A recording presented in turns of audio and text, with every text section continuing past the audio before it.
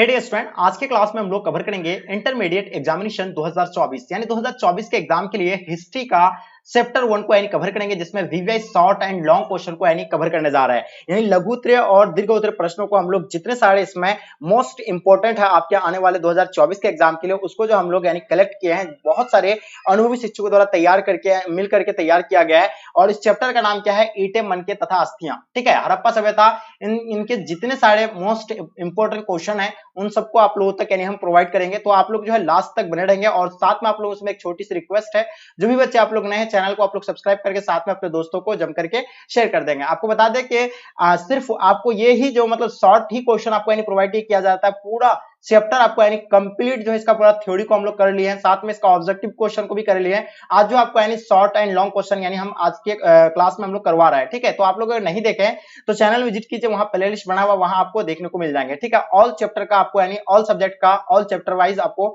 Same to same हुबहू आपको देखने को मिलेगा। पूरा कंप्लीट आपके 2024 के सेशन के लिए आपको यहाँ कोर्स यानी पूरा प्रोवाइड किया जाएगा आप लोगों तक। तो चलेगा, इसको हम लोग शुरू करते हैं। जैसे कि आपके स्क्रीन पे फर्स्ट क्वेश्चन आ गया है, आप जैसे देख पा रहे हैं, पुरातत्व यानी किसे कहते हैं। ठीक है, क्वेश्चन आपके स्क्रीन पे है, पुरातत्व किसे कहते हैं। ठीक है, फर्स्ट क्वेश्चन। तो देखिए, पुरातत्व एक वह विज्ञान है जिसके माध्यम से पृथ्वी के छिपी हुई गर्भ में छिपी हुई सामग्री की खुदाई कर अतीत के लोगों का भौतिक जीवन ज्ञान प्राप्त किया जा सकता है। मतलब इसका कहने का अर्थ क्या है कि पुरातत्व एक वह विज्ञान है जब पृथ्वी के अंदर छिपी हुई चाहे कितनों भी साल पुरानी वस्तु क्यों ना हो, उसकी यानी पता लगाया जा सकता है। किसके माध्यम से? यानी पुरातत्व के माध्यम से उसका काल की गणना किया जा सकता है कि ये कितने साल पुरानी वस्तु है। ठीक है, खुदाई से प्राप्त वस्तु जिनके द्वारा अतीत की घटना के बारे में यानी जानकारी प्राप्त होता है, आपको तो बता दिया, उसे पुरातत्व कहते हैं। ये तो सारी चीज आपको बिल्कुल बता दी है। यही पुरातत्व के माध्यम से किसी भी आप अगर किसी भी सभ्यता के बारे में जानकारी आप यानी प्राप्त कर सकते हैं। किसके माध्यम से? यही पुरातत्व के माध्यम से। किसी भी जाति की सभ्यता के इतिहास को जानने में पुरातत्व एक महत्वपूर्ण विश्वसनीय स्रोत है, जो संपूर्ण हड़प्पा सभ्यता का ज्ञान पुरातत्व पर ही जो है आधारित है।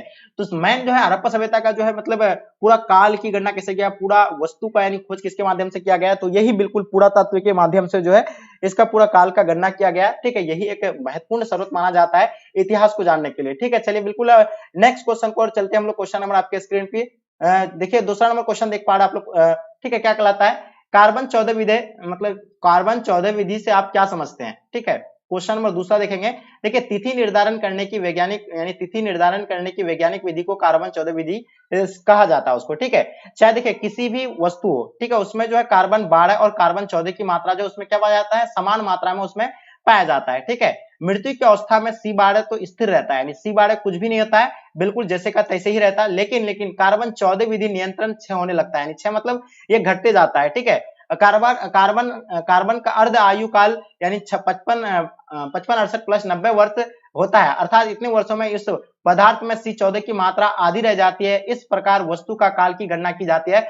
जिस पदार्थ में कार्बन 14 की मात्रा जितनी कम होगी वह उतनी ही पुरानी मानी जाएगी। इसी के आधार पर प्राचीन सभ्यताओं को तिथि निर्धारण किया जाता है। तो बिल्कुल आपको आई होप समझ में आ गया होगा। हम फिर से आपको यानी सरल भाषा में समझाने का प्रयास करेंगे। देखिए, कार्बन 14 विधि किसे कहा जाता है, आपसे अगर पूछेंगे तो आप याद रखिएगा, किसी भी यानी तिथि निर्धारण करने की वैज्ञानिक विधि को कार्बन 14 विधि कहा जाता है। ठीक है, ये तो आपको पता है।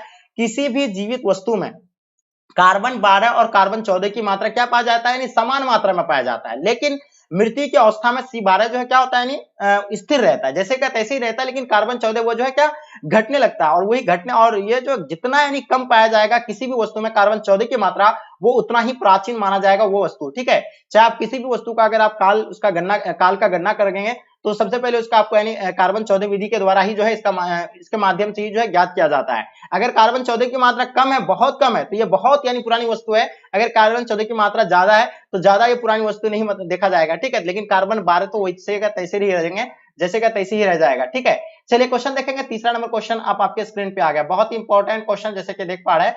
हड़प्पा सभ्यता क्या है? हड़प्पा सभ्यता, हाँ चलिए, क्वेश्चन क्या कहलाता है? हड़प्पा सभ्यता के जल निकासी प्रणाली का यानी वर्णन करे। ठीक है, प्रणाली का। चलिए देखिए, हड़प्पा सभ्यता की यानी जल निकासी प्रणाली का वर्णन करें तो हड़प्पा सभ्यता में जो है जल का निकासी किस प्रकार किया जाता था, इनके बारे में हम लोग बात करेंगे। देखिए, हड़प्पा सभ्यता आपको पता है कि नगरीय सभ्यता था। वहां जो है सभी घर में क्या रहते थे, यानी कुआं रहते थे भवन में, निजी कुआं, स्नान घर होते थे, जो भवन के कमरों, रसोई, स्नान घर, शौचालय आदि सभी का पानी भवन के छोटी छोटी नलियों के से निकलकर मतलब गली की नालों में चले आते थे। यानी चाहे रसोई घर हो, चाहे स्नान घर हो, ठीक है, चाहे भवन में जितने सारे यानी चीजें का जिस भी यानी नली से यानी पानी वगैरह सारा चीज निकल कर किसमें जाकर मिलता था, वो सब यानी गली के नाली में जाकर के मिलता था। और ये गली की नाली जो है मुख्यतः यानी सड़क के किनारे पर रहता था। ये सड़क के दोनों किनारे पर बनी होती थी और नलियों से जोड़ा गया था। मुख्यतः सड़क के दोनों और बड़ी नलियों से पत्थर अथवा शिलाओं द्वारा ढक दिया जाता था। जैसे अभी आप लोगों को पता होगा नाला जो इस तरह यानी रोड के किनारे दो और बनाया जाता है। आज से आप बताइए, आज से आप 5000 वर्ष पूर्व की बात कर रहे हैं, उस टाइम जो इतना डेवलप थे, ठीक है, ये था एक नगरीय सभ्यता, जो हड़प्पा सभ्यता की बात कर रहे हैं। हाँ, तो ये जो था यानी ये जो है सड़क की नालियां, सड़क के नाले से जो निकलकर ये कहा नदी में जाके मिलता था। तो इस तरह जो है पानी का यानी जल निकासी का प्रणाली था कहाँ का, हड़प्पा सभ्यता का। तो ये तो आप लोग को बिल्कुल समझ में आ गया होगा कि हड़प्पा सभ्यता में किस प्रकार का जल निकासी का प्रणाली था। चलिए आप बात करते हैं क्वेश्चन नंबर चौथा, जो आपके स्क्रीन पे आ गया है। ठीक है, देख पा रहे हैं क्या कहलाता है कि हड़प्पा सभ्यता के पतन का प्रमुख कारणों का वर्णन करें। ठीक है, ये क्वेश्चन बहुत इंपॉर्टेंट है। हड़प्पा सभ्यता के पतन के प्रमुख कारणों का वर्णन कीजिए। ये 4 नंबर क्वेश्चन है। सिंधु घाटी सभ्यता के विनाश के मतलब अनुमानित है कारण निम्नांकित है। देखिए हड़प्पा सभ्यता का पतन का यानी जो उसका विनाश जो है खत्म, जो हड़प्पा सभ्यता कैसे हुआ, इसका कई कारण बताया कई वैज्ञानिक ने। ठीक है, यह कल्पना की जाती है कि सिंधु नदी के बारों में इस सभ्यता को नष्ट कर दिया गया है। यानी मतलब इसमें जो है मतलब बहुत सारे वैज्ञानिक ये कहते हैं कि नदी के किनारे जो है हड़प्पा सभ्यता है, क्या है, नदी के किनारे बसा हुआ है। ठीक है, यह सिंधु घाटी सभ्यता, हड़प्पा सभ्यता एक ही सभ्यता है, उसी को कहा जाता है। लेकिन आपको बता दें कि सिंधु घाटी सभ्यता जो है नदी के किनारे बसे होने के कारण अनुमान लगाया जाता है कि ये जो है मतलब नदियों के बाढ़ के कारण जो है ये नष्ट हो गया है। ठीक है, और दूसरा इसका क्या है कि कोटा जैसे किसी बड़े भूकंप ने इस सभ्यता को नष्ट भ्रष्ट कर दिया है। ठीक है, क्योटा के मतलब क्योटा का कहना है कि ये जो है मतलब कि इस सभ्यता का नष्ट जो है यानी भूकंप के कारण इस सभ्यता का नष्ट हो गया था। भयंकर सूखा तथा उसके कारण जलभाव, रेगिस्तान का विस्तार, यानी इसी के कारण जो है ये भी अनुमान लगाया जाता है कि सुखाड़ की वजह से जो है उस सभ्यता का क्या हो गया था, यानी अंत हो गया था।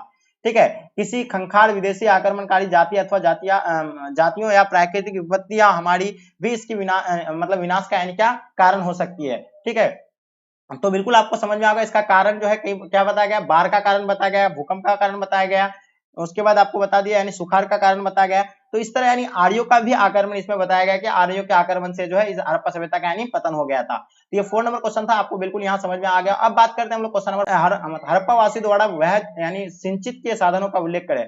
देखिए हड़प्पा वासियों द्वारा जो है सिंचाई कैसे करते थे, यानी खेतों में जो सिंचाई का प्रणाली जो था यानी किस प्रकार करते थे, इनके बारे में आपको बता दें। हड़प्पा सभ्यता द्वारा मुख्य नहरें था, कुएं और जल संग्रह करने वाले स्थानों को सिंचाई के रूप में प्रयोग में लाया जाता था। यानी नहर के द्वारा किया जाता था, यानी कुओं के द्वारा। देखिए अफगानिस्तान में सदगुई नामक स्थल से हड़प्पा नहर की यानी चिन्ह प्राप्त हुआ। तो इससे पता चलता है कि वहां के लोग जो है नहर का यानी जो है मतलब उपयोग करते थे, क्या, सिंचाई के लिए। हड़प्पा के लोग द्वारा सिंचाई के लिए कुआं का भी इस्तेमाल किया जाता है, क्योंकि कुआं का भी साक्ष्य मिला है। गुजरात के धौलावीरा नामक स्थान से तालाब मिला है। तो इससे ये पता चलता है कि वहां के लोग जो है कृषि के लिए क्या यानी तालाब के पानी का यानी इस्तेमाल करते थे। चलिए क्वेश्चन देखेंगे, क्वेश्चन नंबर 7 देखेंगे आपके स्क्रीन पे। क्या कहलाता है कि मोहनजोदड़ो के विशाल स्नानागार के विषय में लिखा है। देखिए मोहनजोदड़ो के विशाल स्नानागार के विषय में लिखा है। आपको पता होगा सबसे बड़ा नगर जो तो कौन था हड़प्पा सभ्यता में, तो मोहनजोदड़ो था। मोहनजोदड़ो में क्या मिला था, यानी अन्नागार मिला था और क्या मिला था, स्नानागार मिला था।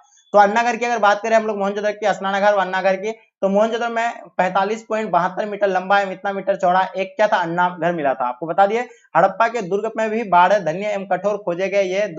ये दो कतारों में 6 की संख्या थी। यह धन्य कठोर ईंटों के चबूतरा पर एवं प्रत्येक का आकार मतलब क्या 15.23 मीटर इंटू 6.9 मीटर अन्ना एवं हवा मतलब हवा जाने की व्यवस्था थी। अन्नागार का सुदृढ़ आकार प्रकार हवा जाने की यानी व्यवस्था था तथा उसमें अन्न भरने की व्यवस्था निसंदेह उच्च कोटि की थी। तो बताइए आपको मोहनजोदड़ो के ये विशाल स्नानागार के बारे में आपको बताया गया है कि वहां जो है विशाल स्नानागार में जो थे वहां क्या करते थे, वहां के लोग जो है मतलब नहाते थे। यहाँ अन्नागार होगा, यहाँ थोड़ा सा स्नानागार हो गया, सॉरी यहाँ मिस्ड हो गया है। तो ये अन्नागार के बारे में आपसे पूछा गया है, तो क्योंकि अन्नागार के घंटे के बारे में ही ये सारा जानकारी दिया हुआ है, तो हम आपको बता दें ये क्वेश्चन जो है अन्नागार हो गया। ठीक है, अन्नागार। तो ये देखिए अन्नागार का ये इतना चौड़ाई था। और अन्नागार का इस्तेमाल क्या होता था, यानी अनाजों को भरने के लिए जो है एक जगह यानी गोडाउन टाइप का, जो आपको बिल्कुल अभी पता होगा हम लोग का स्टॉक करते माल को, तो उसी टाइप का जो अन्नागार हुआ करते थे कहाँ, मोहनजोदड़ो में।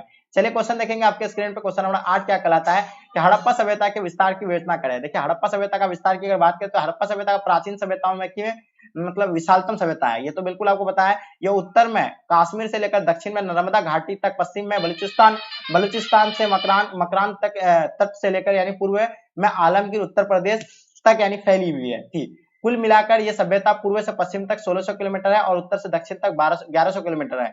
तो यहाँ 1200 दिया हुआ है, लेकिन आपको 1100, बहुत सारे बुक में 1100 भी दिखेंगे। ठीक है, तो ये आपको बिल्कुल समझ में आ गया। यानी ये पूर्व से पश्चिम तक 1600 किलोमीटर, उत्तर से दक्षिण तक ये जो है 1200 किलोमीटर तक यानी क्या फैली। नेक्स्ट क्वेश्चन जैसे देख पा रहे हैं, हड़प्पा संस्कृति की माप तौल प्रणाली और वैदिक काल की ग्रामीण, मतलब देखिए हड़प्पा संस्कृति के माप तौल के बारे में आपको बताना है। ठीक है, तो देखिए हड़प्पा संस्कृति अगर माप तौल की बात करें तो उसमें 16 जो है बांट मिला था वहां का।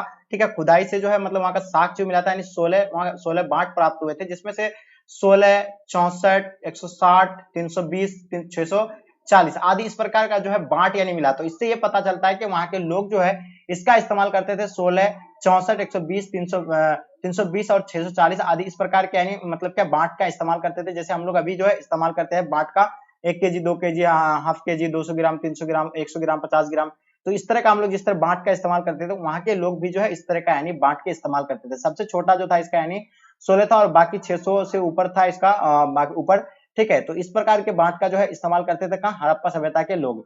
तो डिस्कशन ये था आपका 9 नंबर क्वेश्चन तक आपको हम जो है जितने सारे इंपॉर्टेंट क्वेश्चन थे आप लोगों तक हम प्रोवाइड किए हैं। तो आई होप आपको, हमें उम्मीद है कि आपको बिल्कुल समझ में आ गया होगा। और ये क्वेश्चन नंबर 5 की अगर बात करते हैं सिंधु घाटी सभ्यता, तो ये नेक्स्ट आपको पार्ट में हम जो है बता देंगे। तो चलिए डियर स्टूडेंट, उम्मीद है आपसे रिक्वेस्ट है मेरा एक छोटा सा कि आप लोगों को अगर पसंद आए तो लाइक करके जम करके अपने दोस्तों को शेयर करें। और अभी तक जो बच्चे अगर क्लास नहीं ज्वाइन कर पा रहे हैं तो आज ही चैनल को आप सब्सक्राइब करके बेल आइकन को ऑन कर लें। और क्लास का टाइमिंग आप लोग को बिल्कुल पता होना चाहिए, 7:15 क्लास का टाइमिंग है। इस टाइम में आपको यानी आकर के जुड़ना है। तो डियर स्टूडेंट चलिए यहीं तक आज के क्लास को एंड करते हैं। जब तक के लिए जय हिंद, जय भारत।